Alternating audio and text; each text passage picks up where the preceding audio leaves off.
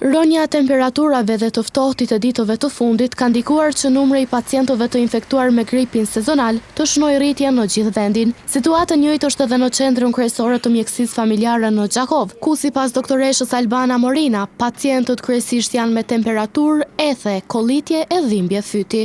Në QKMF, siç e patë edhe jo, është begi një fluks i madh, kemi një numër të madh pacientave, pra tash edhe koha e gripnave, pacientët pra paraqiten me shenja si temperaturë, ethe, kollitje, dhimbje fyti, këto simptomat.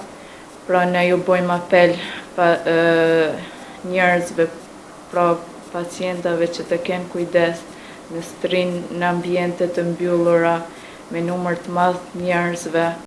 Tutje doktoresha Morina shtoi se një nga faktorët që ndikon në parandalimin e gripit është edhe ushqimi.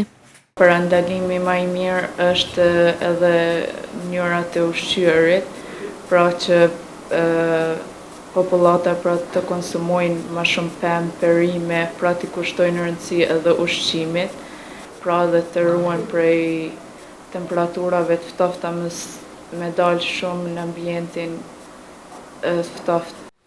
Por krahas ushqimit, doktoresha tha se është shumë e rëndësishme që në këtë kohë të bëhet edhe imunizimi me vaksinën kundër gripit.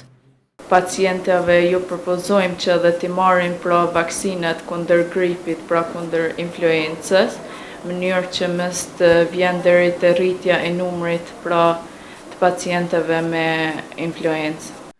Kujtojmë se Instituti Kombëtar i Shëndetit Publik të Kosovës në vazhdimsi apelon qytetarët për kujdes të shtuar dhe të vaksinohen kundër gripit sezonal si masa më efektive për parandalimin e sëmundjes dhe komplikimeve të saj.